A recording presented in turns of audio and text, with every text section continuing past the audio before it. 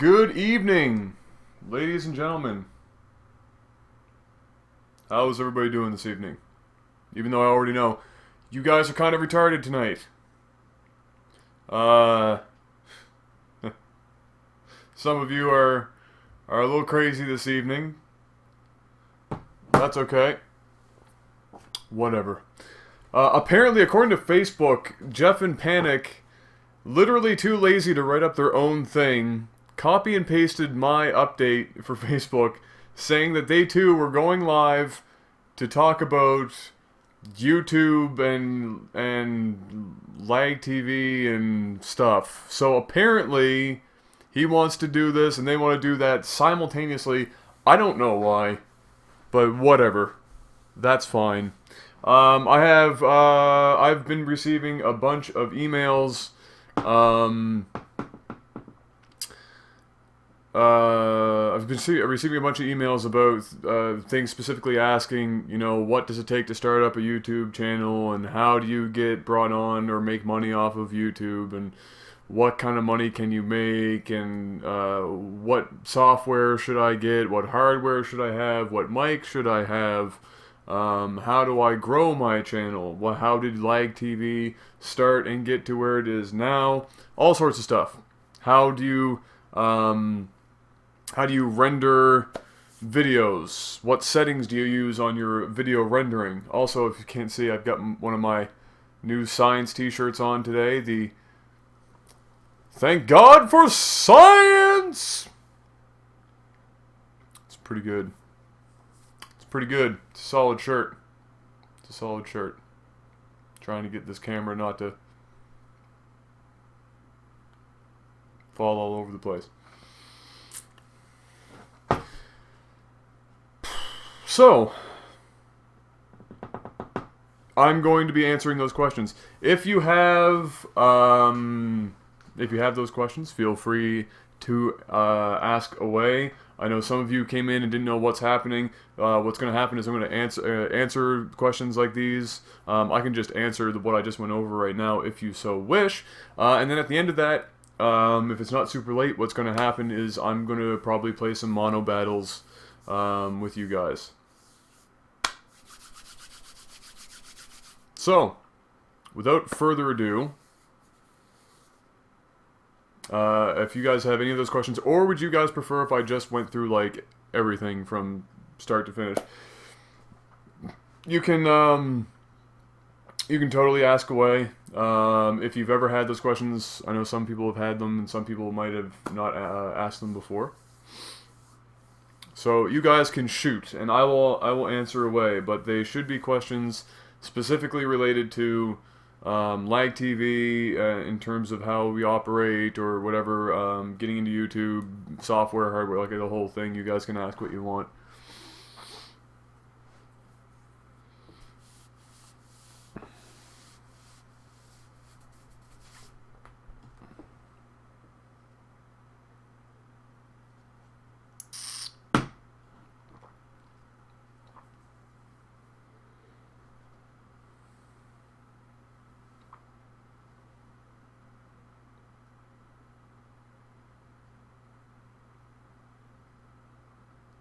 How do you start up a good YouTube channel? Well, that's a pretty broad question. I can wrap that into a couple of different things. What should you do? What should you not do to get into YouTube?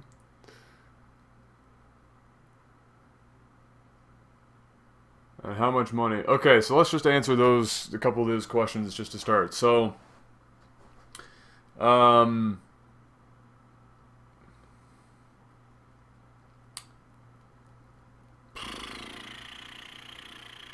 first things first, just good YouTube channel is completely subjective, right? Completely subjective. So it just depends on what people like. There's all sorts of YouTube channels. But if you're talking about just gaming and stuff like that, generally speaking, the things that bring in a lot of viewers or things that people seem to appreciate are a couple of things. One is obviously good audio and video, and we'll go over how to get good audio and video at some point during this Q&A. Whether or not somebody asks about it, I'll go over it. But yeah, whether or not to get good, or you want to have good audio and good video, It doesn't have to be like studio quality, but you want to have decent quality, okay? So you want to have decent audio and decent video, and then you want to find something that you like to do, because it is really, really, really, really important that you like what you're doing, because it shows in your videos. If you don't like what you're doing,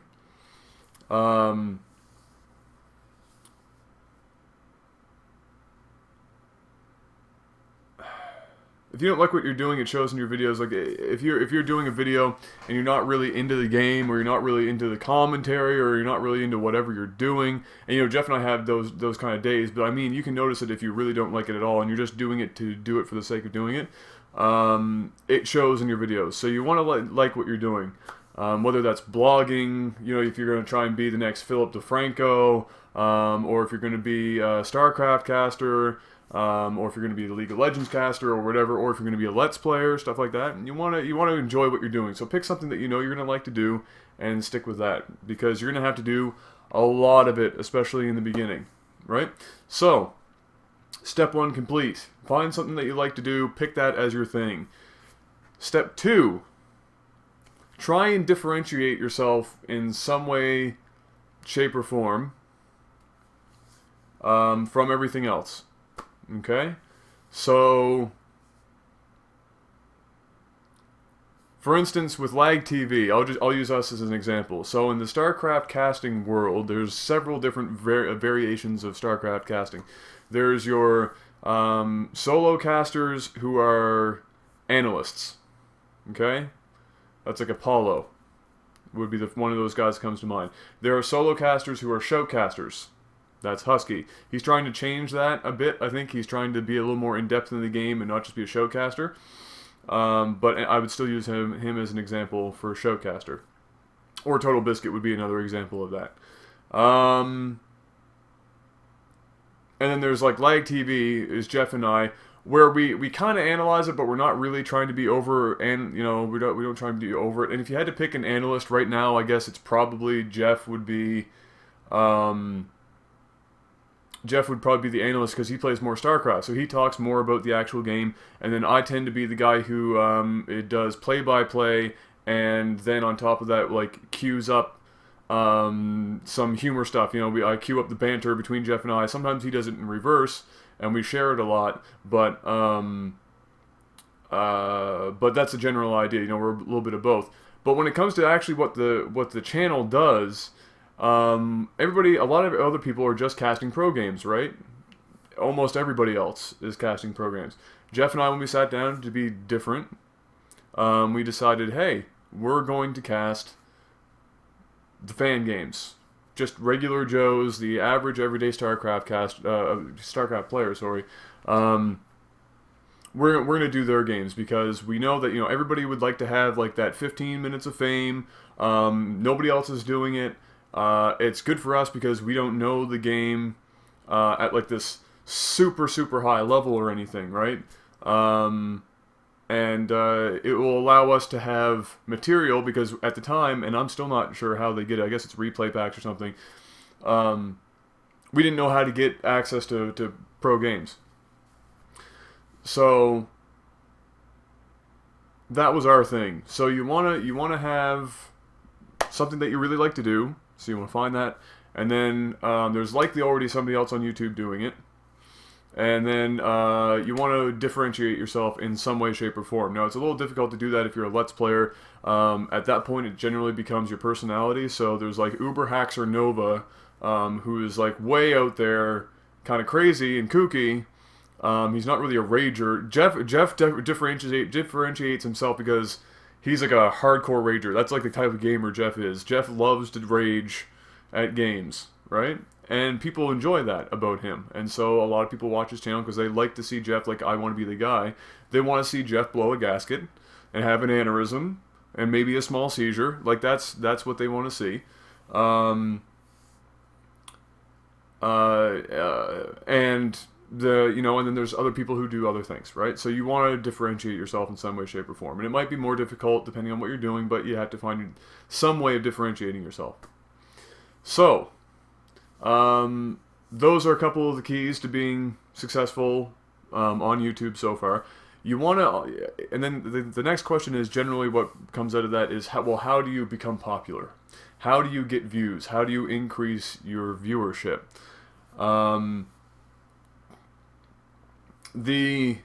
There's no real good answer to that. Some of it is pure luck. A group of people will find you and spread it like wildfire, and it turns out that a lot of people are interested in what you're doing. Sometimes that's what happens. Sometimes it's just grinding it out, really working for every one of the views you get. You know, you have to do every little bit to get your viewers. And what does that mean? So that would be me. I think some of what hurt my solo channel is that it's Computer Player 1 and not NovaWar. So a lot of people generally just don't even know I have a solo channel. And so a lot of Lag TV viewers probably don't even know I do my own solo channel. But besides that, I have to grind out for my views because I'm just a regular Let's Player. I don't really try and differentiate myself in my Let's Plays. I'm a little more relaxed, I'm a little more subdued, I don't yell and scream, I don't, do anything crazy. I just, I play the game. My thing is, I just play the game, and I react to it the way I would if I was just playing it by myself, without anybody watching. Of course, I live stream my Let's Plays and record them for YouTube at the same time, so there's people watching. But I don't try and be, crazy, entertaining, or anything like that. I just play them because I just want to show people what the game is like if you're just playing it, right? It's just, it's your one-off. You just play the game, and whatever happens, happens. But for me, I have to work for those views because that's, one, not something that spreads like wildfire. It's not, you don't get videos that are like super crazy that people want to share with others. And two, there's lots of other Let's Players. So that means for me, and for most people who want to try and spread or try and get as many views as possible, is that they have to do it the old-fashioned way, which is get people to search videos and end up on their channel, or get in related content. So this is what you have to do, really. You have to have really good titles, okay? You have to have titles that are friendly for search engines, so you want to include things that are friendly for search engines, and then in your descriptions you want to have the exact same thing, and then you need really good tags. Tags being, your keywords that you set for every video. I can go through, later on this evening or something at some point, I can go through, or I can just do it right now, really. What I do on my solo channel, and I just started doing recently, like really only just I think when I started the Bastion Let's Play.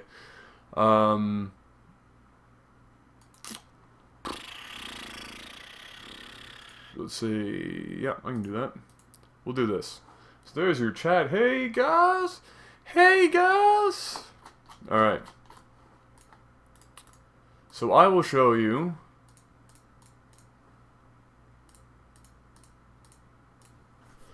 kind of what I mean.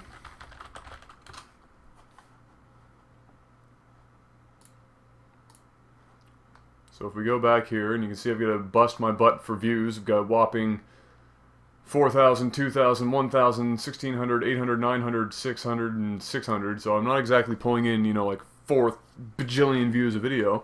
But if you go in here, you can take a look. So the first thing I did to make myself a little more search friendly is I picked a standard name for all of my Let's Plays. My standard name for all my Let's Plays is Let's Play Random. The reason some people have asked me what that means, when I first started the channel, my idea was to just record whatever I was playing that day. It wouldn't be the same game, for the whole time. And I would just put up whatever that was, and so that's where it came from. But the name stuck, and I wanted to keep it because it makes it easier for people to find me and search. So Let's Play Random is the kind of the tag for my Let's Plays. So there's your easy search, and of course it has Bastion, and then the episode number in there as well. And then in the description box here, not everybody knows you can do this on these pages, by the way. It's what these little weird corner things are. It's very useful. You want to have it set up kind of something like this. So you want to actually have something that either describes the video itself, if it's different from all the other videos, or if it's just even a general description of what the Let's Play is. So for me, it says NovaWar of Lag TV, or Computer Player 1 in brackets, because not everybody knows that that's me. Shows you how to properly be mediocre at playing games. And this time around it's Bastion. So I use that same thing. I will be using that same thing for all my Let's Plays, but choosing or changing out Bastion for whatever else, right? And so whatever else my Let's Play is of. And thank you for those of you who like my thumbnails. I think I make pretty sweet thumbnails. I spend probably too much time making good thumbnails. But that's actually fairly important as well, because it grabs people's attention, right?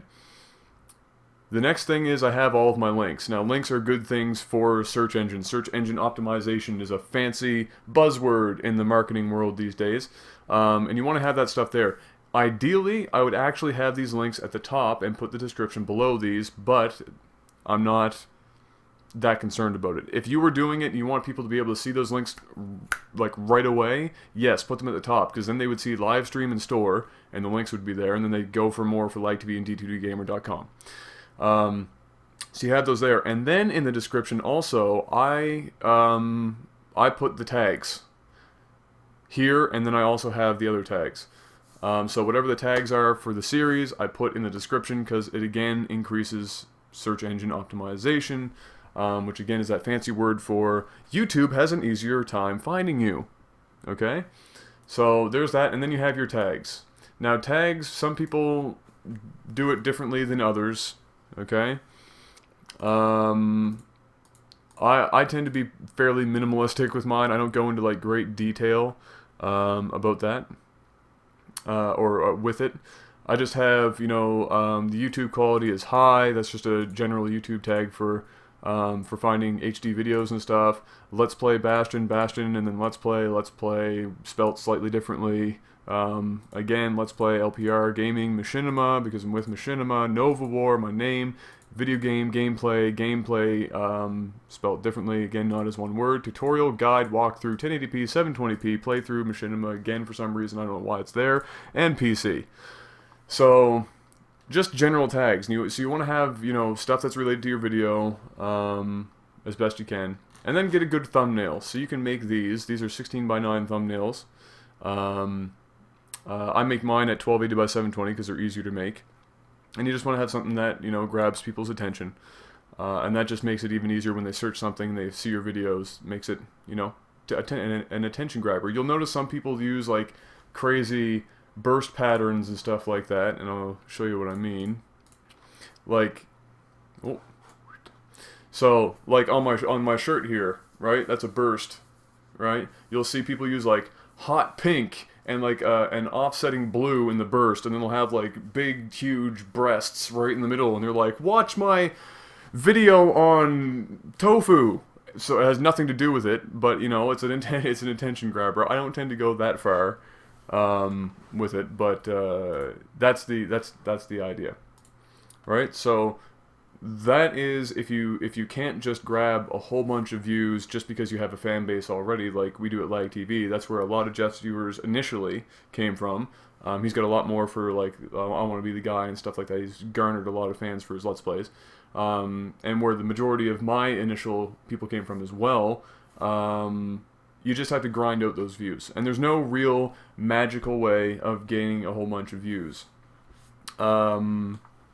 When Jeff and I started up, and we've had this discussion before, the way that we had done it is that Jeff, and he mentioned this in the video where he actually talked about our thing with Husky, which the short version of that is there's nothing between us and Husky, is he talks about how he originally started pushing LikeTV like crazy, because Jeff wanted to like go crazy with advertising LikeTV because we wanted to get our name out there. And he'd watched some videos on YouTube that described how to get views on YouTube and how to get more people to notice your channel, and some of them were like comment on related videos or videos similar to the topic in which your channel is about, so like Husky StarCraft's channel, HD StarCraft's channel, and excuse me, and he'd like he'd have like a legitimate comment on the video, and at the end he'd say your fellow StarCraft caster, so that would draw people's ideas, or draw people's attention, right? And then you go check out the channel. So there's stuff like that.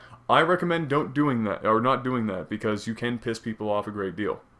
We'd done it initially because we were crazy, we knew nothing about what we were doing, but don't make our mistakes, It didn't actually, I mean, it got us quite a bit of subscribers in the beginning, but once you hit a certain subscriber count, people start telling other people, and it snowballs from there, right? So there you go. So that's how you want to. I mean, that's how you get views, technically speaking, or that's how you make it as easy as possible for yourself to get views. Let's see. The next question most people have asked, and I think I've seen it a couple of times since I've been answering this question.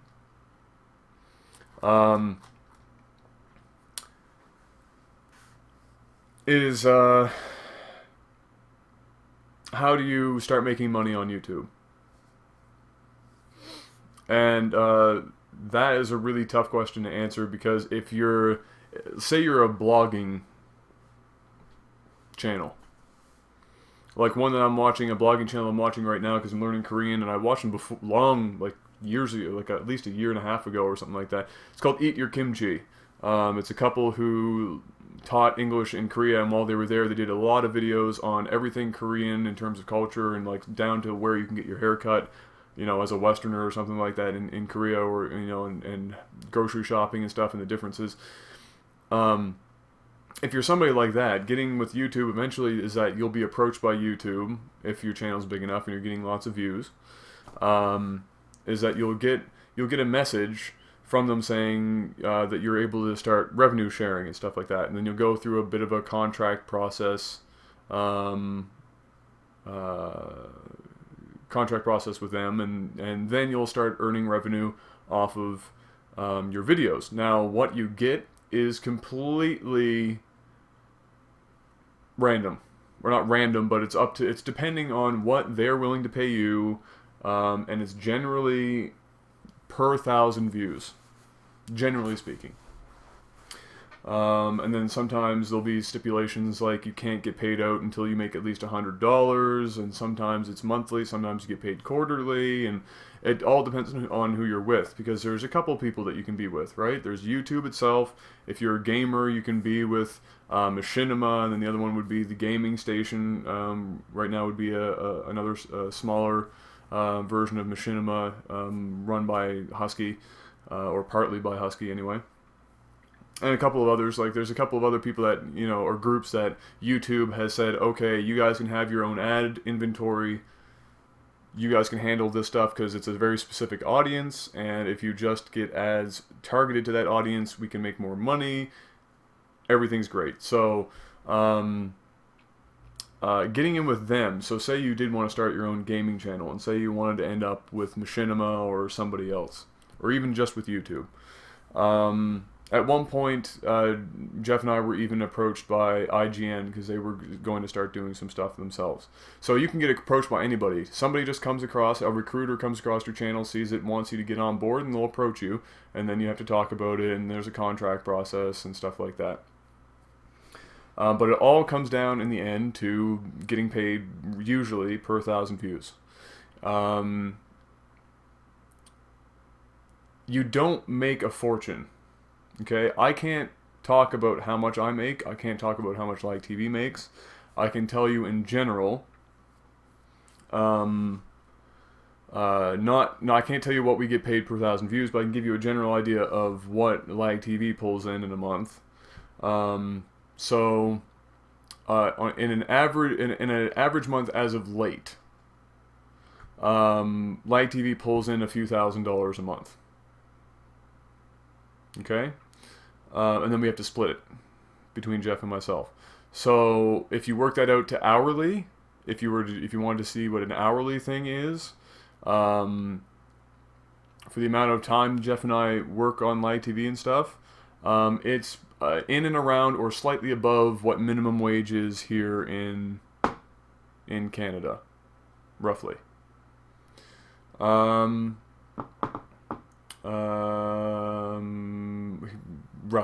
That'd be roughly it. So, you don't make a fortune unless you're huge. You can make a lot of money on YouTube, but you have to be absolutely huge. Minimum wage varies by province in Canada. Yes, I know. When I say that, it's like here in Nova Scotia. So like just 10, call it roughly 10, $11, $12. Do you get taxed? Absolutely. You don't get. The thing is, you're not considered an employee. You're contracted out, right? So you're not actually considered an employee of anybody, which means that taxes aren't automatically removed for you. It is up to you, especially because everything's in America, right? For the most part, if they're sending money outside, it's up to you to claim your own taxes. It's all on you. It's all on you. So if you feel like trying to play the roulette, Russian roulette with the IRS or the any financial board of whatever your country is, go to have fun. Any donations made off of live streaming, any revenue made off of advertising on Twitch or YouTube or anything, that's all taxed. It's all taxed. It's all taxed. Basically, what it comes down to is that unless you incorporate whatever you're doing, which has benefits, but really you have to be making a lot of money and have a lot of expenses before it makes sense to incorporate. And when I say that, I mean you want to be making like $100,000 a year, plus usually having like $20,000 a year in expenses before that makes sense. Unless you do that, it's just working for yourself, right? It's self-employment. So that's all done. Yeah, they're still taxed even if it's marked as a gift, because what happens is, if say the IRS or whatever it is in your country decides to do a random audit on you, and they find where the money's coming from. It's coming from, there's a paper trail. It goes from PayPal into your bank account, so there's a paper trail. And they find out, yeah, it's marked as a gift, but they find out why or how it's being garnered. They will say, hey, well, look at this. You have a YouTube channel over here, and you have a live stream over here, and you're doing basically the same thing. You're playing games in front of an audience, making money off of that, and people are sending you money, and even if it's marked as a gift, it's for the entertainment, and so you're technically still being paid. Plus, you're not a not-for-profit organization, which means we want our money. And they'll get it. They'll garnish you if you don't pay up. So, it's totally, you can't escape that. You cannot escape that. I'll answer this question that just came up. Oh, the shadow on my arm looks really sexy there, doesn't it? It looks like I almost have muscles. Oh! The wonder of having bad 60-watt light bulbs in your room. It can make you look like Arnold. So, can you estimate how many submissions you get a day? We have currently in our Lag TV email, the one that we use for replays and stuff, we have almost 10,000 emails. So there you go. We get probably 50 to 100 a day. So when people see bad replays, right, on Lag TV, and then they say, "Oh, this game is so bad. Why did you? I sent you like 6 of the greatest ZVTs of all time, bro. Why can't you just cast that? Because it's so much better than this crap." There's 9,000, 10,000 emails. Some of them have multiple replays, which means we probably have 20 to 30,000 replays. I don't know if you understand how much time that is to watch. It's basically impossible. Jeff and I, for Will Cheese Fails, we watch about, on average, each week, 50 to 60 replays in 8 times speed to try and find something that's not a drone rush, that we think we can just work with and go with it at that point, because it takes a long time to even get through that amount of replays. And then we generally just cold cast regular games because we don't have the time to sit down and try and find these epic games. The next question that comes up, generally speaking, is, hey, why don't you have a bunch of people that are willing to help you out sort through the replays for you? And there's a couple of problems with that. One, we're not going to give you guys access to our email. And two, when it comes to will cheese fail and stuff like that, we can see things in games that we could make funny that other people just don't get because they're not us. Now, for the actual new website that we're building right now, and that I've been coordinating here in the last couple of weeks. That's why I'm not working another job. I took time off work to coordinate the openings of this new website. Then I'm going to go back to work. Is that we're hoping, I can't say it's going to happen for sure, but we're hoping to have a database that we will have content managers or something. We'll come up with a name for them that will be able to go into the database and help us find good games that we can cast. And so that will hopefully be fixed with the new website. Hopefully. So, what other questions can we come up with right now? Let's see. Well, I'm gonna go over my. I'm gonna go over software. I'm gonna go over hardware. I'm going to go over my settings that I came up with for Lag TV and use personally for YouTube. And yeah, I can field other questions as well if there are other questions about Lag TV and stuff like that.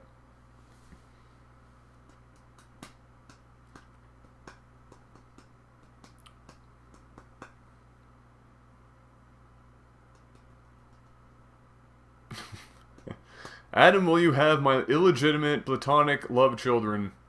Abby, you know that I would absolutely do that for you. Unfortunately, I'm already in a committed relationship with Sunny and Yuri of Sonyoshide, so can't do that.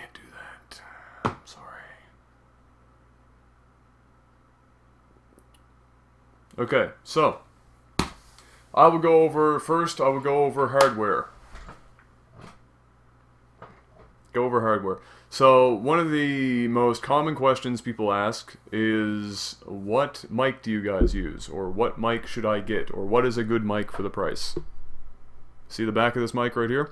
This is a Blue Snowball. This is, give or take, 50 to 60 bucks depending on where you live in this big old wonderful world. Alright, you can get it pretty easily. The next step up from this is the Blue Yeti, I believe.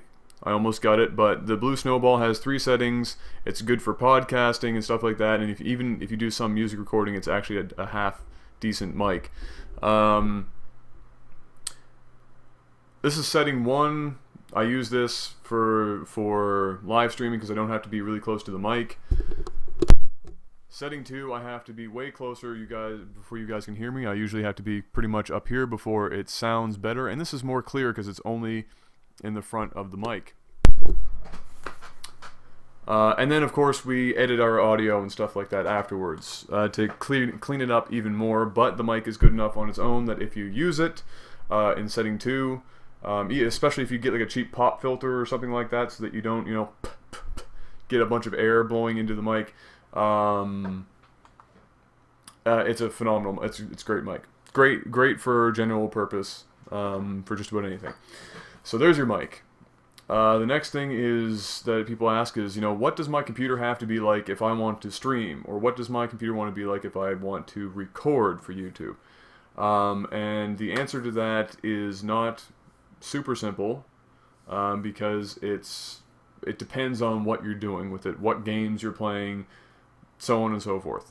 If you're live streaming or if you're recording, if you're using an HDPVR, if you're doing something that you're playing on the computer, it all depends on that. So I'm going to say that if you just plan on live streaming or recording, you just need a quad core, period.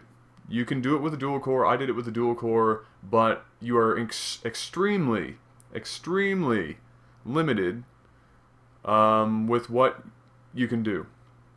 Okay? Extremely. And you have to do all sorts of weird things. You have to start setting up which cores are doing what task and stuff like that in Windows so that you're getting the most of your cores. It's a big pain in the butt. Don't even bother. You need a quad core. Even if it's like a Q series from the 775 motherboards, you know, the E85, E8400 era of stuff that's 2 generations ago at this point, or 2.5, or whatever for Intel.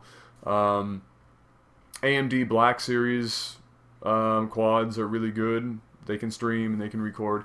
But if I were going to tell you what should I have for YouTube and streaming and having good quality and all sorts of wonderful stuff, the answer would be go out and buy either, if you have to have a budget computer, so you have to spend $800 roughly if you're in Canada or the US or something like that, or maybe even $600 in the US because it's even cheaper than here in Canada. Build it on a Black Series quad core, like a 965 or whatever they're called, 955 or 965. I can't remember the exact moniker for them, or the 1100 TT or whatever. Grab yourself one of those. So the quad or a hexacore. Quad core's fine. Hexacore is not really necessary.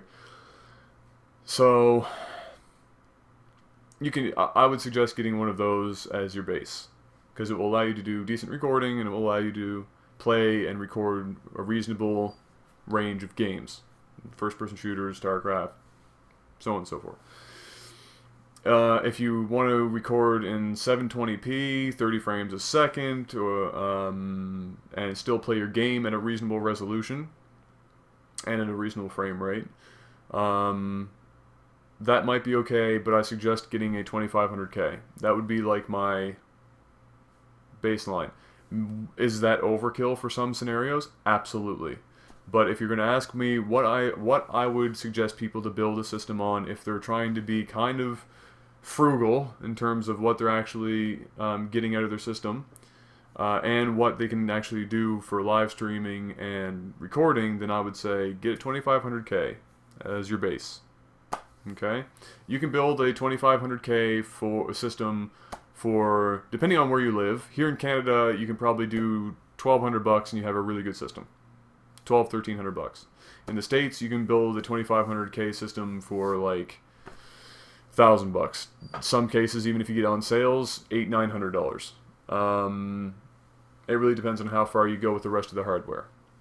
You're going to want, speaking of hardware, you're going to want at least 4 gigs of RAM. I suggest 8 if you plan on doing heavy streaming or recording. And RAM is so cheap that if you don't get 8 gigs, you're pretty much just doing it wrong. So just get 8 gigs of some good RAM. Alright? As far as graphics cards go, recording and streaming are pretty much CPU intensive. They're not, you know, super hard on the graphics cards. And the reason why that's the case is because they're basically Xsplit, which is what I'm using right now to stream, or Fraps, is basically ripping data right off of your graphics card. Okay? And so it's whatever's going through there is just getting taken off and it's being used. So Fraps is pretty hard on your graphics cards as well. You're going to need something pretty beefy if you're going to keep it up. XSplit's not as bad, but it can be pretty harsh. I would go with a 1 gig card. First of all, I suggest a 1 gig card for basically anybody anyway. Even if you don't have a huge resolution monitor, 1 gig card. If you can get 2 gigs, even better, because frapsing and streaming and stuff can hurt your VRAM, and it can hinder your performance in game. So get something like a 560. It doesn't have to be a crazy, you know, high range 560. It doesn't have to be a 448 core $320 560 or anything like that. Just something decent. Get a 1 gig 560 and you should be fine to do a lot of stuff. Hard drives are actually pretty important for using Fraps anyway.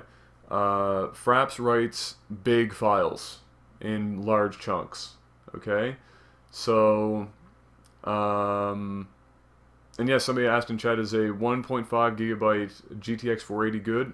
Absolutely. Even a 1 gig 460 can be serviceable. The only thing you're going to do is that when you're frapsing, you're just going to be reducing what resolutions you can play at, or at what quality, because, you know, the lower the card, you know, there's that. But a 480 is a very beefy card, and with that much VRAM, you should be able to do lots of good stuff with it. But yeah, in terms of hard drives, writes big stuff. And you need a good hard drive, a fast hard drive, with as much cache as possible. Okay, cache is basically like RAM for a hard drive that's built in.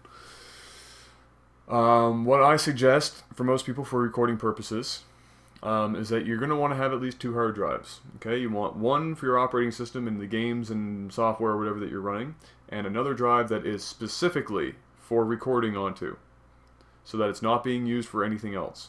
Okay. If you can afford, and somebody just asked about solid state drives, if you can afford to have a massive solid state drive, well, 1, congratulations, you're making a lot of money, and 2, go for it, because yes, they're obviously the best. However, 20 minutes of 1080p footage is like almost 100 gigs. So you might not want to go the SSD route, just saying. But you can totally, if you have the money, go for it. What I suggest is to get something like, you want a 1 terabyte drive.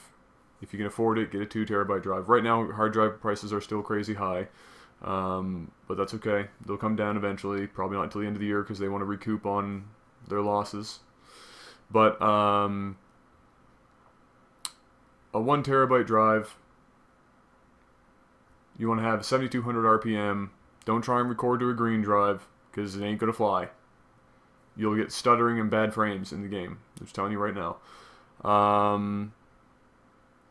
And just make sure it's got as much cache as possible. So the one that I would suggest to everybody is the Western Digital 1 terabyte Caviar Black, or the 2 terabyte or the 1.5 terabyte Caviar Black. The second gen one with 64 megabyte cache, or the first gen one's fine too, 64 megabyte cache and it's 7200 RPM. It's loud as hell, but it's got a 5-year warranty. It's a terabyte, and it's super fast. All right, it's probably one of the excluding Velociraptors and stuff like that, it's probably one of the fastest hard drives you can get, just a regular mechanical hard drive. So that's pretty important as well. That's all that, everything else you have to look up for yourself, power supplies and stuff like that. I'm not going to go into how to build a computer, that's not the purpose, but those are the core components that are really important. The CPU, the GPU, the hard drive. Very important.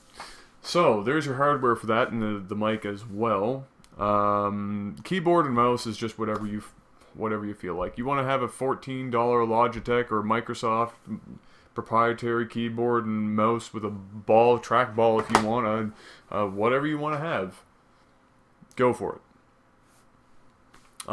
It's totally up to you. It doesn't really make any difference. What else? What else? I think for hardware, that's just about it. For streaming, I will say this: 2 monitors makes life a lot easier. Why? Because you can full screen window borderless your game on your main monitor, and then on a secondary monitor you have your chat and XSplit up for changing scenes and stuff if you need to, if you're not using like number pad or something like that. And then or if you're like partnered with Twitch or something, you can have your dashboard up. Stuff like that. It can make life easier. So a second monitor doesn't have to be a super expensive monitor. You can have a really great main monitor, and then you can go and get a $120 secondary monitor, and you're good to go. If you're into streaming, you want to use webcams or stuff like that. Some people go a little further than webcam, but for me, I just have this, and Jeff has the step down from this one, but they're basically the same friggin' webcam, really. They're not really all that different at all. Is the Microsoft LifeCam Cinema HD. That's the webcam I've got. It's like $60-$70. Good to go. You don't even have to spend that much money on a webcam if you don't want. You don't even need a webcam and if you don't feel like using one.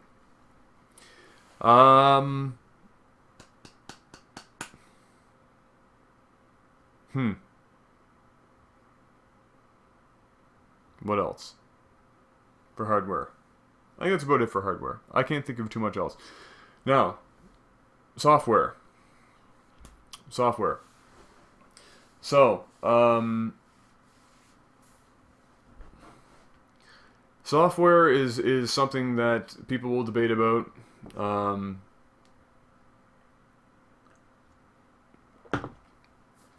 Depending on what you're talking about. So, I'll talk about YouTube first, what you need for that stuff. I'll talk about streaming afterwards. So, for YouTube, if you're doing Let's Plays and things like that, let's assume you're not using an HD PVR. Let's assume that you're just recording stuff on your actual computer. So, that's going to require something to capture your screen, and there are a couple of options. I'm going to skip pretty much all of the options and say, just buy Fraps. Just buy Fraps. It's like 20 bucks. It's super cheap. You get all the updates for free after that point. And it's by far the best, by far the best software for that purpose that you can get. There have been lots of people that have tested it, and at the end of the day, Fraps still kills it. Okay?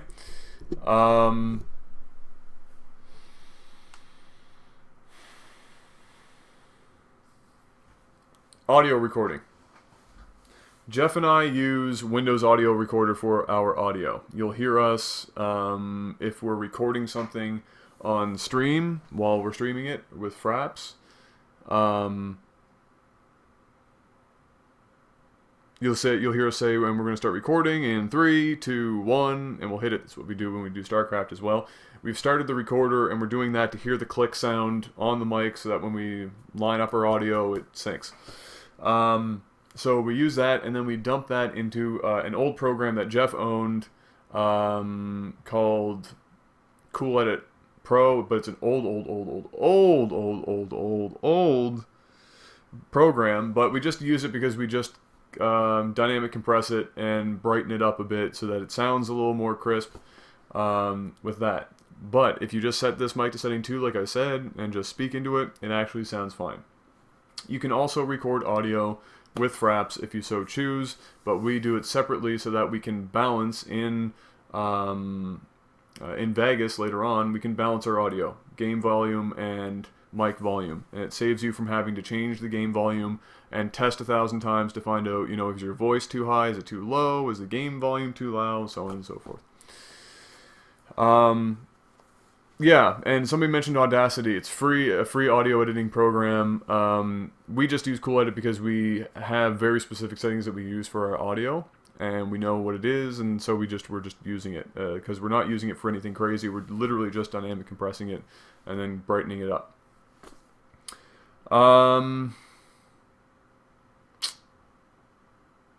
So that's covers audio and video. Like I said, in terms of Fraps, there are other options, but don't bother. Just freaking get Fraps. You can use Xsplit to record your stuff, but again, it compresses it on the fly. So unless you're unless you're doing your audio and video in one, and then you don't have to do stuff like cut off anything or re-edit and recompress, don't just do Fraps because it's lossless video. And put it in, and then you can compress it the one time and upload it to to YouTube, and you get the best video quality you can get out of it. I'm gonna get a pillow for my back. This chair's been beat to hell, so it doesn't really support my back very much anymore. Okay, so yeah. There's your option for that.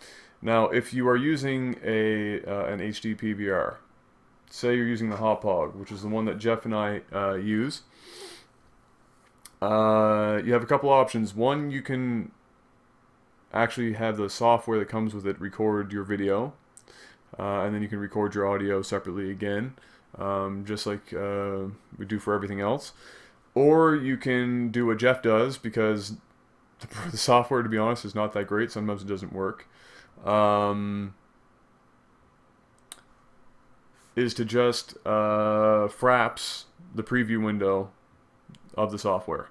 That's what he does, and then you get, you know, as good as you can get out of that, lossless, redo your stuff.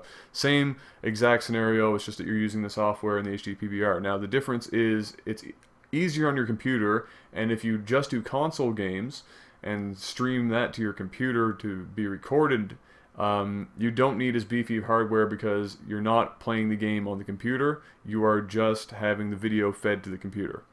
And so that's an important thing to note. If you plan on just doing Let's Plays just through the HD PVR, and it's going through to your computer, you don't need as beefy hardware because you're not also playing it on the computer while you record. So there's something to keep in mind if you do plan on doing Let's Plays or something of that nature.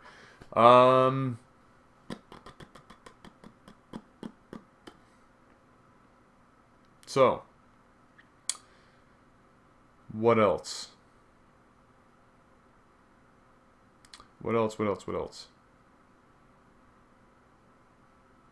Oh, alright, so now I will just go over settings, okay? I'll go over settings for you guys. And once I go over everything that I have in my mind that I know people have asked me, then I'll ask to see if there's any other questions people have. So hold on to your questions if you do have any. But what we're going to do is I'm going to now go over settings for software and stuff like that that I use personally. Does that mean it's the best? No. But it's what I have found to be the best for this. And I'm going to talk about the editing software a bit here now. So, let me change this for you guys. Boom. Oh, look, there's your chat again. Okay, so. Looky who's on my desktop. Miss Kwan Yuri. Aw, she.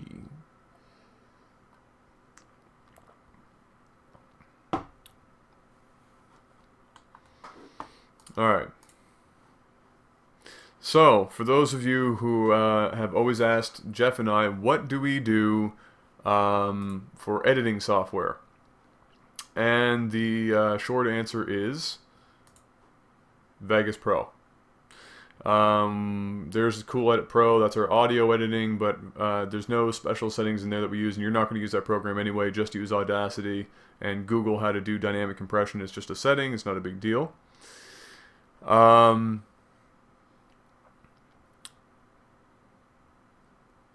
In terms of Vegas, so I have two things. I have the 32-bit and 64-bit installed on my system. And yes, I actually own this program. I did not torrent this program. I've spent $800 on Vegas. So before you go asking, did you torrent that because it's an awfully expensive program? No, Adam spent $800 on Vegas Pro 11. No, it is not $500. My bank account can tell you that it is not $500. It's 500 pounds, which ends up after taxes being a bit around $800 Canadian. Okay. So,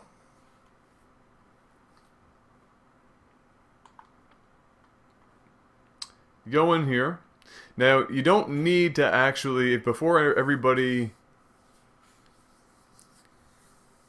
Sorry, somebody's commenting on my my accent, pronouncing Vegas like V-A-G-U-S instead of Vegas, like V-E-Y. Sorry, I can't cover up my accent. So,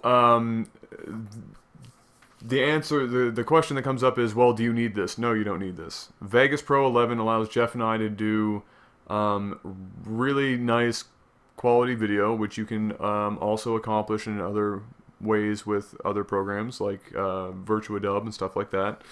But it also allows for lots of higher end stuff that you can't necessarily do without having to go through a bit of extra pain and suffering with other free programs or cheaper programs.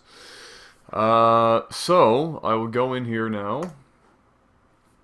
You can see here, licensed to Adam Morehouse. Believe it or not, that is my name. An error occurred. We can't find the file anymore because you deleted it.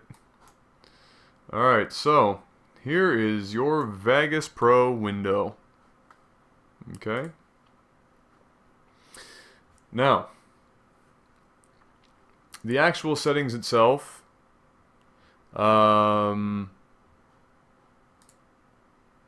varies depending on who you're talking to. Okay? Now, when I was coming up with settings for lag TV that we would inevitably use for 1080p, 720p, and what I use for 720p on my channel and 1080p if I ever need it. While I was doing that, I spent a lot of time researching,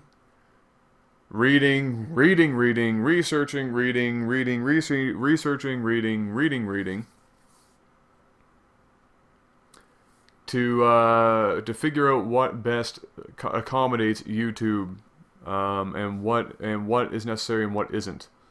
Okay, so the first thing that everybody should be aware of that when you are making some videos is that for YouTube, they not re-render, but reprocess your video regardless of what it is. They use an MP4 container on YouTube. As far as I know, it's an MP4 container. But they recompress everything because they have their own bit rates and stuff that they use. So no matter what you do, you're going to end up with that. However, there are certain file formats that don't get as beat up as bad if when you send it through YouTube. Okay? MP4, maybe M2TS, WMV and stuff like that. It's all good. It's really preference, but the thing is, MP4, from what I have experienced, in my experience, MP4 gives you the best quality to size ratio of the file. Okay, because you remember you have to upload all this. MP4 is the best quality to size ratio that I have found for YouTube.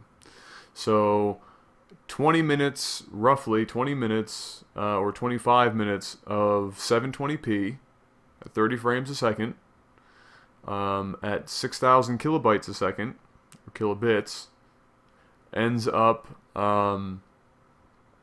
giving you just under or around 1 gig. Okay? So the next question comes up is why 6,000? I'll go over all of this right now. I'll go over what I use for MP4. And again, there are lots of tutorials on YouTube and stuff like that for getting various different qualities. You know, some people for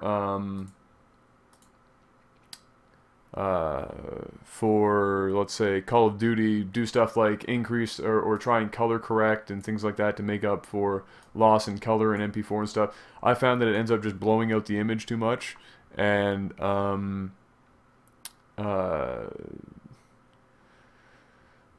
too much contrast and too much saturation. So I just say, look, color loss is going to happen in MP4. You know, if you want to look up how MP4 compression works, you can go ahead. I'm not going to explain it to you, but color loss is going to happen because it's stripping pixels, kind of, not quite, but in general terms, out of the picture, which means you're going to get some color loss. So let's just find, let's just grab a random video here, and you can see, for those of you wondering what games are coming up on my channel later, and depending on when you're watching this, because I think I'm going to upload this to my channel anyway for people to watch, is what's coming up. So you can see right now we're working through Bastion. Okay, 21 parts to that, spoiler alert. And then I have Sonic Generations, Cave Story, and I'm up to part 43 in Mass Effect, but I got a long way to go. So I'll just pull a random Bastion video here. I'll pull part 1. Okay? So here's our video. We're building our audio peaks right now. And I'll go through the steps with you guys that I go through every time I do a video. So obviously, if I did another video, if it's in fraps, there'd be way more chunks than just one chunk. But this is how I do it. I'll go through as much as I can and cover this as much as I can. This will be a quasi quasi-tutorial-ish thing for Vegas Pro. So let's just, for now, let's just, for the sake of it, split this up into a few parts.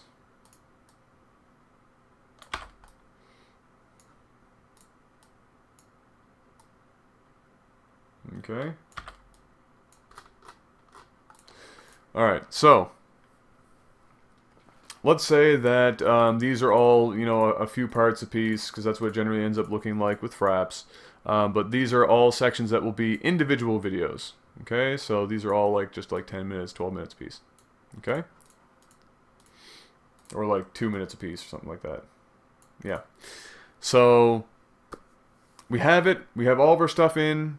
We've synced up our audio, which would go in another another thing down here. We'd have another audio track here. All right, you put in your audio and you'd sync it up. So we have our audio synced. We're all happy. We're like, all right, it's time to go. We've balanced our audio.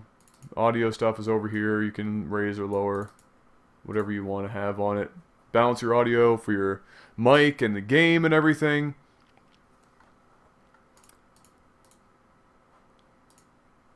And we're ready to render.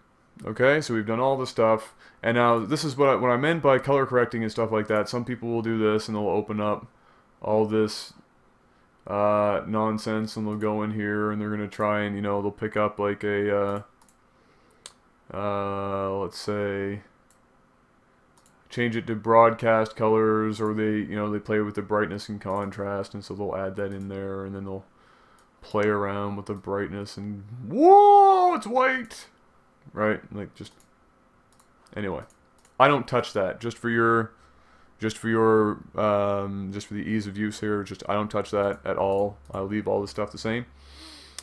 So we're ready to render. What do we do? First things first is I always have my project settings, and this is the this is what each project starts as, and then it can be changed as necessary. As you can see, I've named this Lag TV 1080p. It's 1080p video at 29.9 or 30 frames a second. So YouTube, in terms of trying to reduce pixelation and everything, the YouTube seems to react to progressive scan better than having an actual field order. Okay. So you can choose upper field, lower field, or anything like that. But none is progressive scan, and that seems to be the best for YouTube. Alright, your pixel aspect ratio is going to want to be 1:1, otherwise you're going to get weird and wonky shapes. Your pixel format, 32-bit floating range, full range. This is just, you know, getting the highest quality out of your pixels as possible. Just pushing it to the limit there. Of course, it will take longer to render this way, or it can take longer to render this way. Full resolution rendering quality, of course you want to have best. Gaussian blur is the best blur type that I have found. Some people use others. I like to use Gaussian blur. No deinterlacing, because again we're using progressive scan, which means we don't need to have any of that. We just put it on none. Okay. Audio. This gets set later on in the actual file itself, so don't worry about it. I just have that. You don't even need to really do this, but this is just opens up so that all files end up being at least the same or starting the same once they enter the program. So now we're ready to render. We are so ready to render. Okay? First things first. You can go up here and render as. I've made the presets. Okay, so in Vegas there are big lists of formats that you can render in. The one that you want to use is Sony AVC MVC, which contains MP4, MT2S, and AVC. Okay?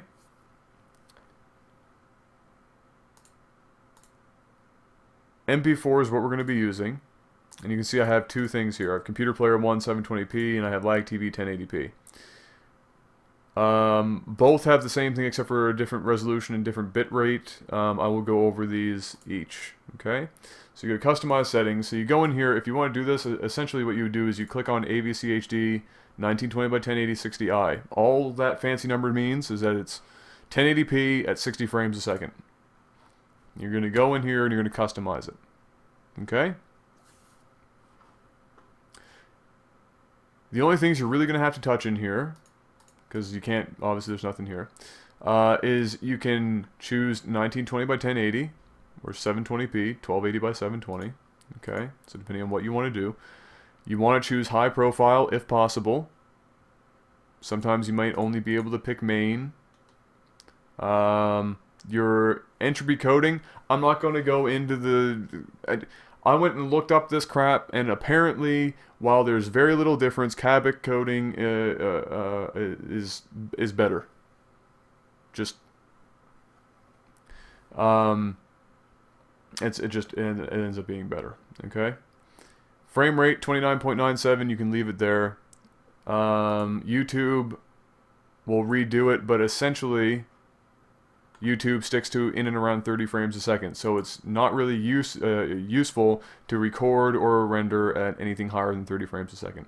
Pixel aspect ratio is still going to be 1, okay, and your bit rate. This is pretty much one of the more important pieces, but we're going to go over here first to make sure. So right now, as you can see, we're in M2T. I'm going to go over to System, change it to MP4, go back, some of these settings will change, okay. It's going to be an AVC. Don't choose memory stick. Just leave it at AVC. All this stuff stays the same. None.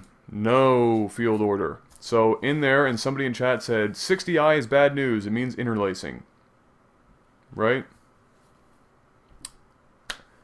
The best you can do here, just choose none for progressive scan, and you'll be fine. It will be fine.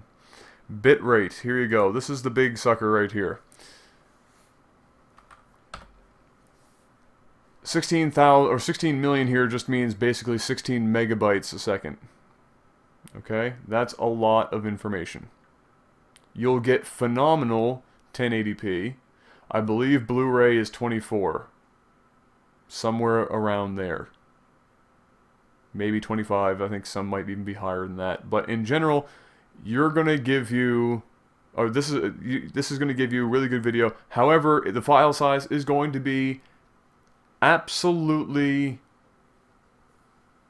huge. Okay? Absolutely huge. I did a lot of testing, and here's the thing. YouTube 1080p, if you downloaded a 1080p video from YouTube, averages in and around 6 megabits per second. Or megabytes, yeah, 6 megabits per second, which is this, okay? I give it 8 because I give it a little bit of extra pixels that it can work with so that it doesn't, you know, so I know for sure that whatever YouTube's doing with my video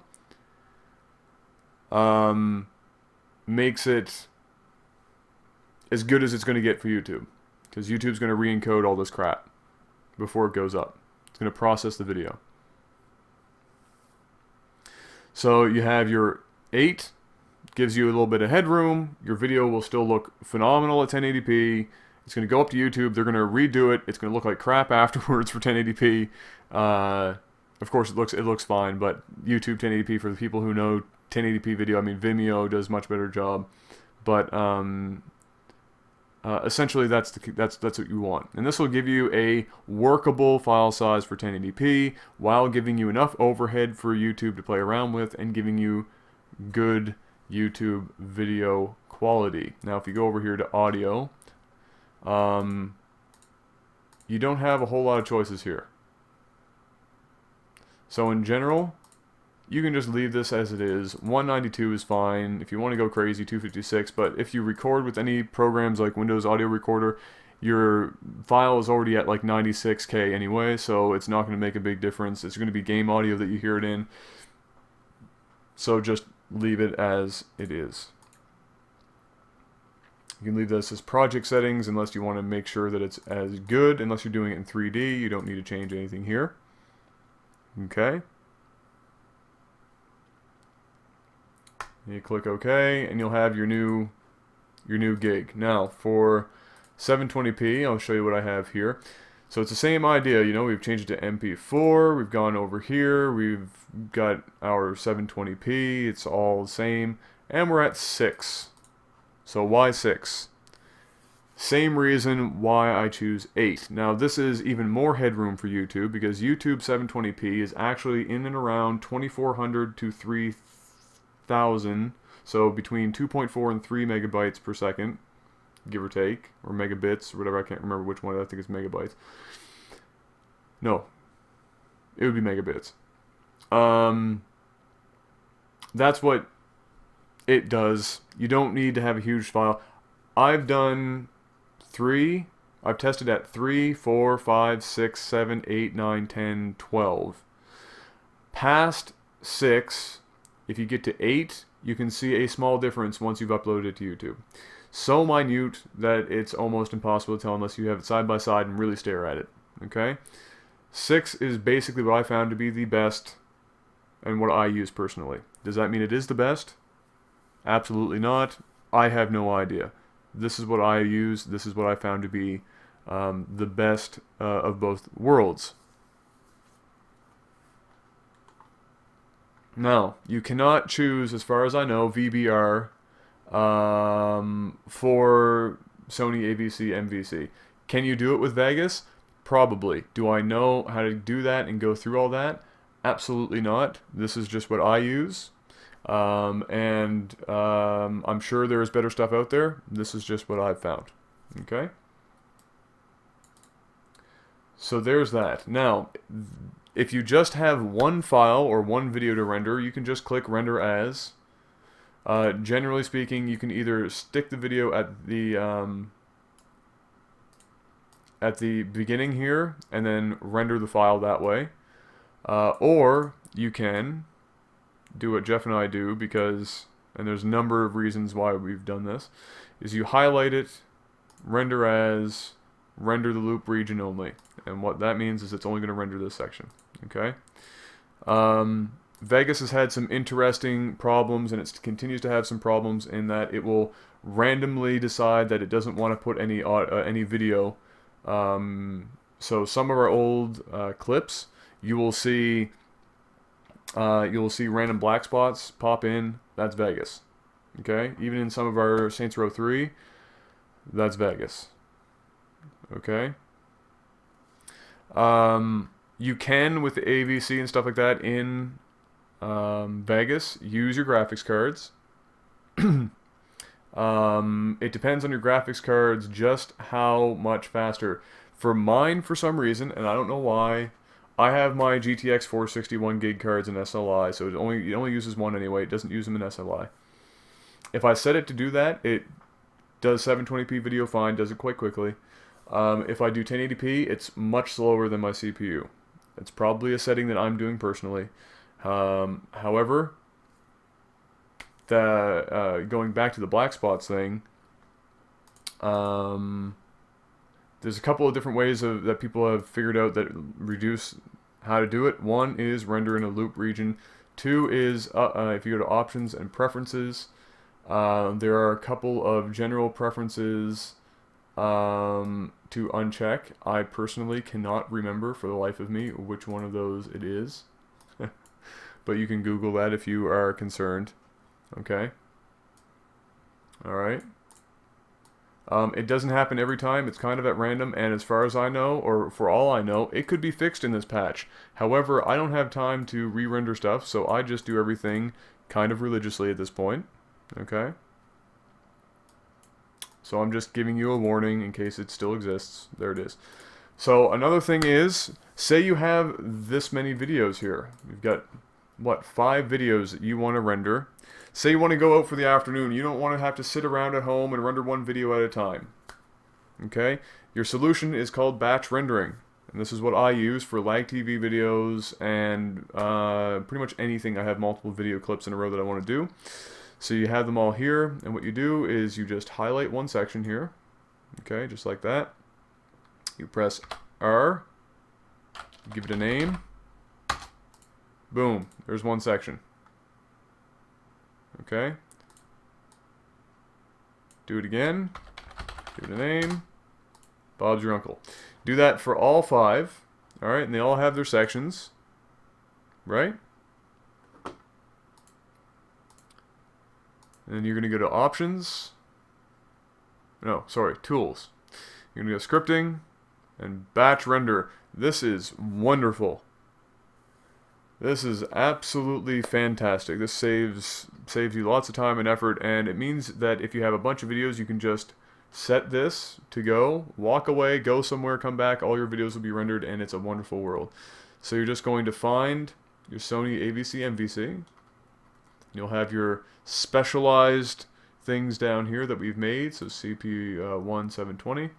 Click Render Regions, and click OK, and it will render this video, then this video, and if you have all these highlighted and set up as well as sections, it'll just go one after the other. And they'll all render one after the other, and that's phenomenal. Okay? The only other thing that I'm gonna mention for rendering videos, regardless of program, if you have this option, do it. Okay? In Vegas, it automatically sets it to a specific setting you don't really want. Is just choose all your videos that are on there at the time, or just one if you have just one. And you want to make sure, you can go to switches, right click one and go to switches, that you disable resampling.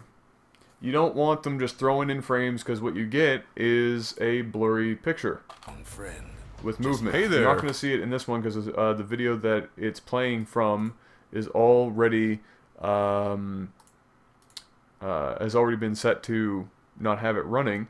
But if you just put in a Fraps file and you watch it, you'll see some blurring or ghosting happening on screen. If you watch some StarCraft casters, I think Husky still does it, where he doesn't remove it. You can see that if you watch probes or something or anything like that, it looks kind of blurry, and that's from that effect. If you disable it, it goes away entirely, and it's just the frames that are included in the video. Alright, so that's something, and that's personal taste. Some people like the blur, some people don't. Our videos on Light TV do not have it. Mine don't have it on my solo channel or anything like that, so that's just something that you can keep in mind. That is about all I can tell you for Vegas. It's about all I can cover. Okay? So there you go. There's your Vegas tutorial. Some of you might not even use Vegas, but some of you have asked me what my settings in Vegas are, so there are people out there who have it. So there you go. Now for live streaming, it's a little hard for me to show you because I can't really show you my settings in Xsplit while the stream is running. As far as Xsplit being the only option, it's not. There are multiple options for live streaming. The two, I'm going to say, more common ones is to use the Flash Media Live Encoder, and then there's Xsplit. Xsplit is definitely the easier of the two, the faster to just set up and go straight to being live for the most part. Flash Media Live Encoder gives you way more flexibility and the option of doing a lot more stuff. However, Xsplit is slowly opening up into doing many of these things also. However, a lot of people still stick to their Flash Media Live Encoder.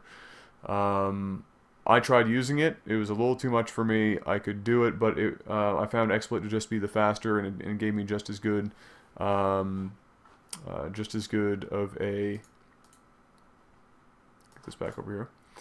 It gave me just as good as a stream as Flash Media Live Encoder did. Okay. For XSplit, what people generally ask is, you know, what do I need for an internet connection? What do I need? What do I need for hardware and stuff like that? Streaming is pretty intensive on a computer. Again, you're going to need a quad core. You're going to need a reasonably good graphics card. Okay, what does that mean? Again, it's going to be a Black Series quad. For AMD, it's going to mean a 2500K or something like that. For Intel, it's going to mean a reasonably beefy video card or two. It's just all dependent on what you want to be able to play your game at while it's streaming. And what resolution you're going to stream at. Those are the kind of things that you're going to have to, you know, ask yourself.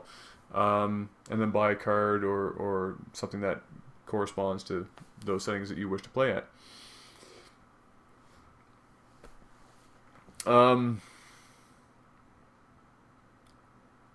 on XSplit, there's, you know, I like XSplit, but they haven't done a great job of explaining what everything in the program does. They've done an okay job with the forums and stuff. You can't even really get a good answer. I've been on there multiple times trying to get help, and I ended up just figuring it out for myself because they're just not, you know, all that good at it.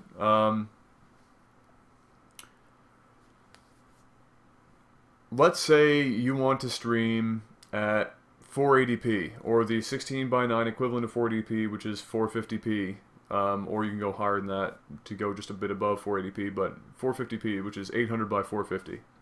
Okay, that's 16:9, it's a widescreen resolution. Let's say you want to stream at that, and let's say you want to stream at 30 frames a second, because that's what you want to shoot for. You want to have a lower resolution, or play at slightly... oh, a black box popping in and out. Oh, it's XSplit. The XSplit window was over top of the screen region. Sorry.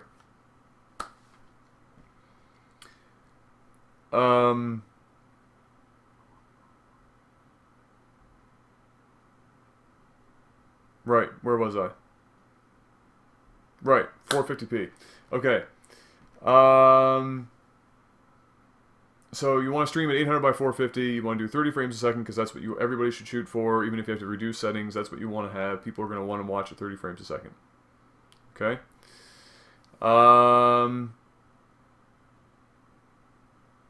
What bitrate do you need for that? What settings do you need to use? What do I need to do in order to make that happen? What makes it the easiest for you?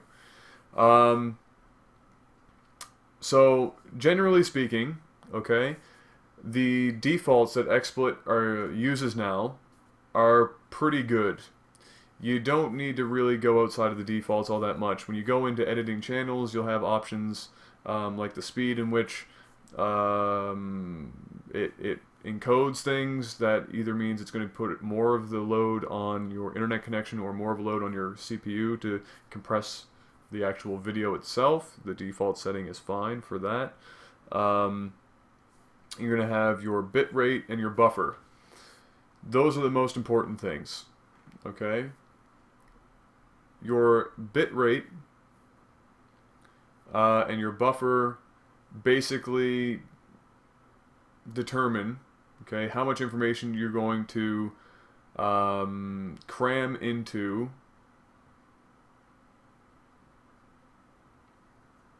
the picture, for lack of better words, and what people are going to have on the other end to see that video without any lag.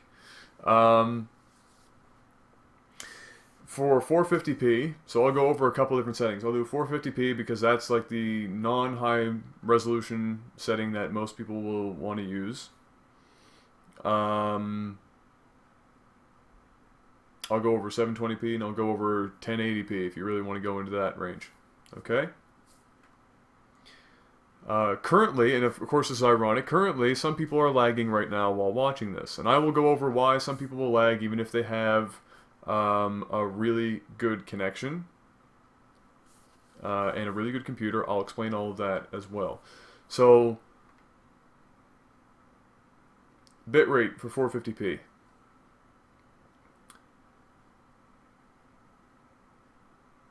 I would suggest that for a reasonably good picture, you want to use between 1000 and 2000. Okay, those are the numbers you're going to use. I'm not going to complicate it any more than that. I'm just going to say 1000 or 2000.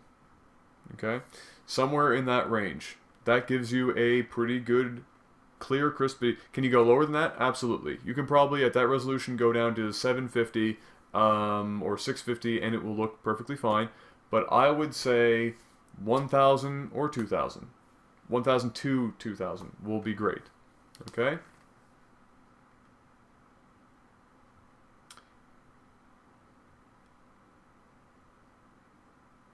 Something that some people leave out is their audio quality in the settings.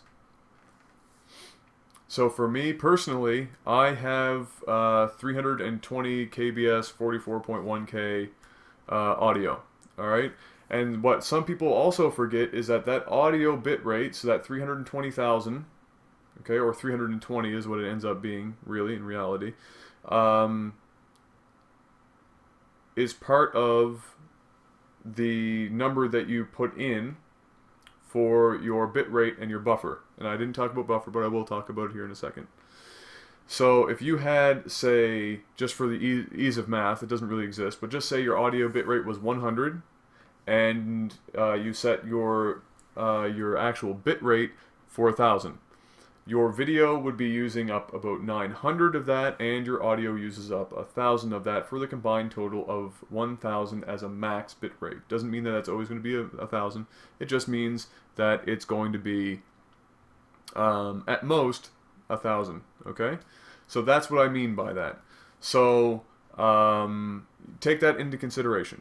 So if you use 320 or 192, knock that off of whatever you want to have. Okay, set that for your actual total bit rate up there, and then you'll get it. So for me, I have like my 720p is 4,000 is what I want the total stream to be. So I have what, 3,680? Yeah, 3,680 for my bit rate. 3,680 for my buffer, and again, I'm going to explain that in a second. And then 320 kbs for my audio, for a grand total of 4,000, or 4 megabits. Alright? That's for my 720. Now, the buffer.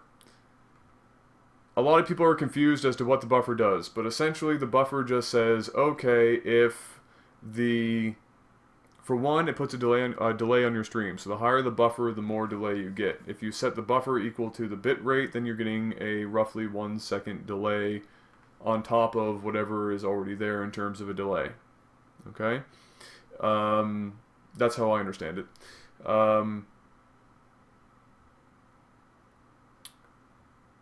As for what else the buffer does, from what I've read,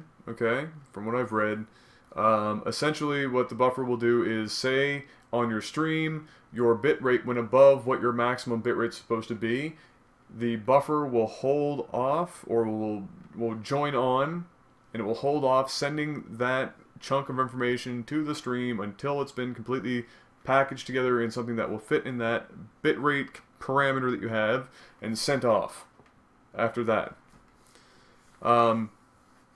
Don't be concerned about that. Here's the easy version. Either set it to be exactly the same as your bitrate, or double it. Test your stream, see which one gives you a better result, stick with that one. Okay?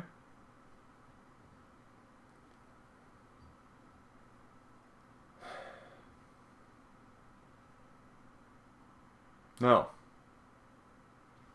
some people also ask about what server to use. So if you're using Twitch and Xsplit, you'll be able to choose which server you want to use.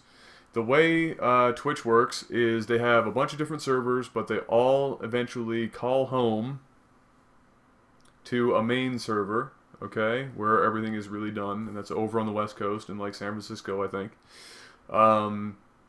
But you want to just pick the one, and you can now on XSplit test if you have the right version, so if you've paid for it. I don't know if they have it on the free version or not at this point. I think the beta 6 had it. You can test your connection to the server that you have chosen. The default server I have found personally does not work for me. The East Coast secondary server gives me the best results. You can test it, see if your connection is good enough for the bitrate you chose, and you're off to the races. So it's a lot easier than it used to be to choose a good server. Just choose one, test it. If you give a green light, you're good to go. It's that simple. If you get a yellow light, and you get a red light, don't bother. Alright? So there you go for that. Now, as for 720p streaming, I recommend between 3,000 and 4,000. YouTube, like I said, is 2,400, 2,500, 2,600. It doesn't look all that great. 3000 looks pretty good. 4000, you don't get a lot of artifacting, especially if you use a decent speed like default or fast or something like that. Just puts more load on your CPU. You just need a better computer for it. Almost looks like you're just playing the damn game. You can still tell it's a stream, but it almost looks like you're playing the damn game in 720p, of course. 1080p, 8000, double it. 6 to 8000 is what I suggest. YouTube uses 6. 8 is significantly better, and if you watched the frag for mental health stream that Jeff and I did when we were streaming from here on this computer, we did 8.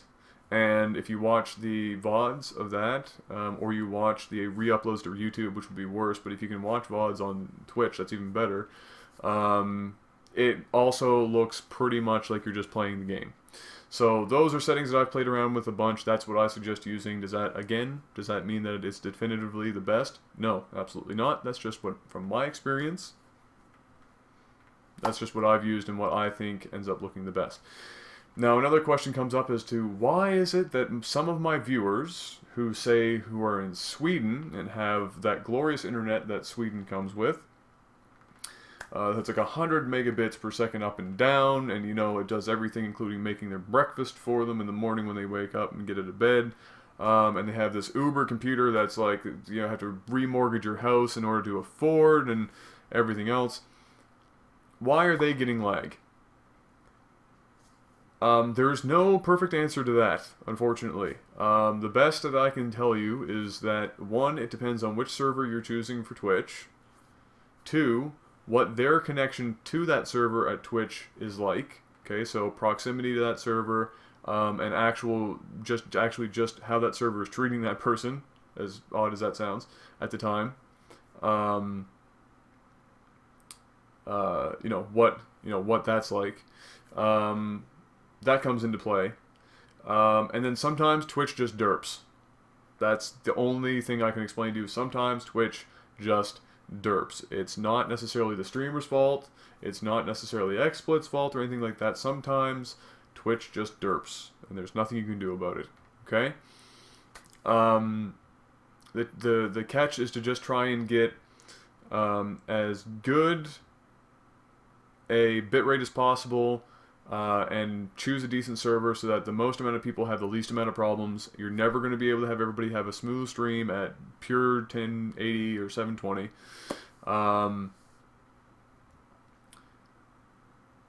The other thing that comes into play,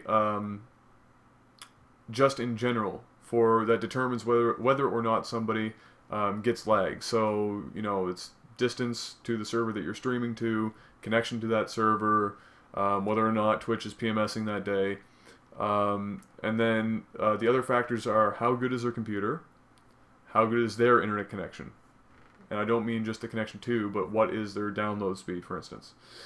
So if you're trying to watch, for instance, my 720p stream, and a lot of information is on screen, and it's maxing out at 4,000 kilobits per second, or 4 megabits per second, which is what that ends up being roughly. If you don't have at least that in download speed at that time, it doesn't mean, oh, well, my internet download speed is exactly, my provider gives me exactly 4 megabits per second. Speed test it on a server that's across the water. Say if you're in Europe, you're probably not getting 4,000 kilobits per second or 4 megabits per second. It's probably just not happening. That can be an issue, because you're not going to be able to watch it without lag. 2 is, like I said before, the actual build of the computer, how good the computer is. Does it have good graphics card and CPU and stuff? Because it's actually, watching a live stream is actually pretty intensive on a computer. And so if you don't have good hardware matched with that good internet, then you can run into a lot of issues, and you'll get lag, and your computer will cough, and smoke will come out the back, and it might explode. So, and somebody just asked me in chat, this is kind of off topic, but somebody asked me in chat if I bought fraps. Yes, I own fraps. I own fraps. I own everything that I use. I bought it all. So, there is your live streaming tutorial of sorts. I think I've covered quite a bit. If this will be the time now where I ask you guys if there is any other questions related to live streaming, Lag TV, YouTube in general, or anything like that. Not personal questions about me. We can do that later if you want. But anything like that, if there's anything left, I will answer them now, and then we'll wrap this section up.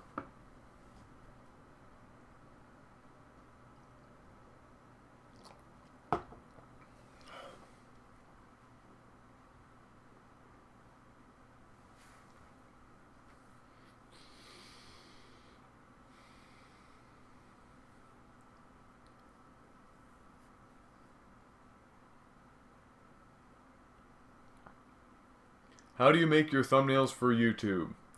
All you need to do, you don't need to have anything crazy, any like crazy photo editing. All you need to do is literally just they're widescreen resolutions, the thumbnails, so you can make them any size you want. I make them at 1280 by 720, and you just make a picture, and then when you edit, when you actually go and edit, and I'll show you this. You're gonna see some black flickering crap here for a second. There you go. So when you go in to actually edit a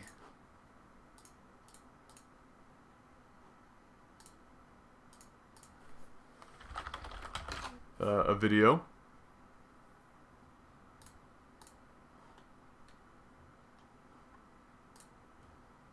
okay, down here underneath the video information and whatnot, you'll see video thumbnail, and it will give you a couple of options here that you can click if you want to use one of those, or it will give you the option of uploading a thumbnail.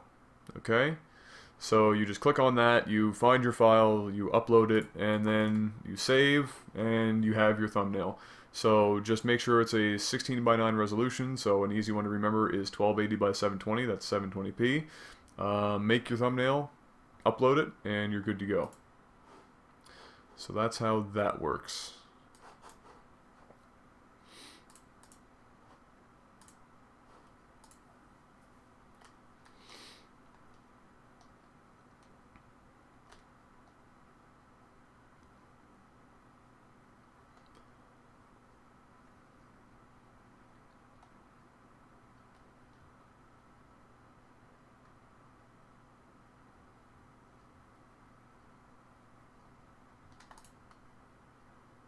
Have you tried any other programs for live streaming next to Xsplit? I did talk about this earlier, but I'll just mention it one more time real quick. I did try Flash Media Live Encoder. You need to have stuff like an audio splitter and whatnot if you're going to use a microphone and things like that. Like I said, it is more flexible than Xsplit right now. I think Xsplit will eventually catch up to it in terms of what it can do, and it'll be easier to do, but some people really love Flash Media Live Encoder. You can get phenomenal stream quality with it. But I've only done that in Xsplit. Those are the two that I've used. And and I did use Dinocaster a long time ago, but that one's kind of crap.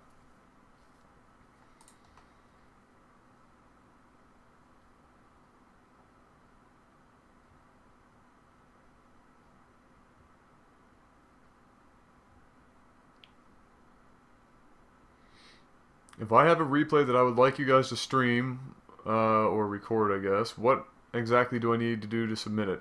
So, as of this video, the only way that you can get us replays to do for StarCraft is to send it into replays.lifesaglitchtv@gmail.com. Eventually, with the new site, like I had said a bit earlier, our hope is that we will have an uploader on the website for that purpose. But as of right now, replays.lifesaglitchtv@gmail.com is where you send both your normal games and when or will cheese fail replays.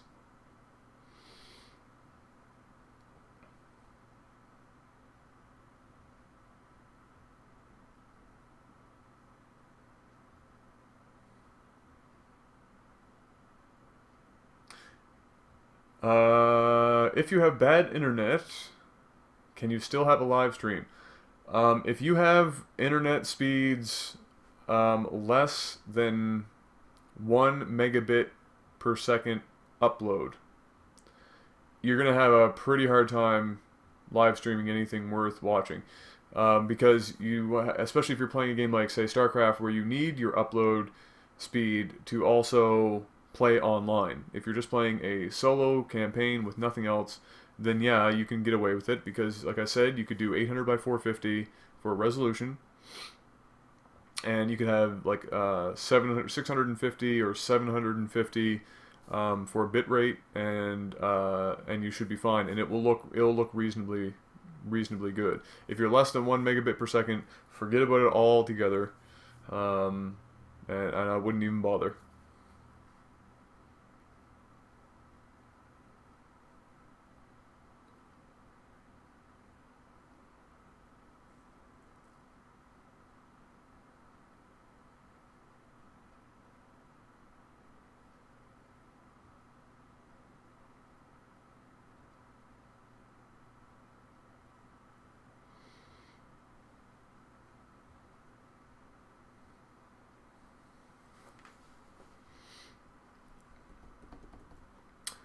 Okay, so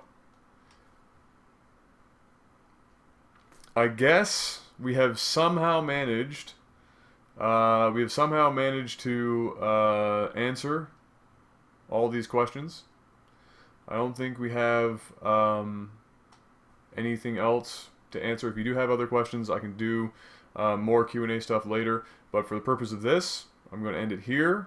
This will go up on YouTube later on. So for those of you on YouTube, I will salute you. And if you have questions, you can ask in the comment section below, and I'll try and help you out. But please watch this video thoroughly, because I did go over a lot in it. And so look into that stuff.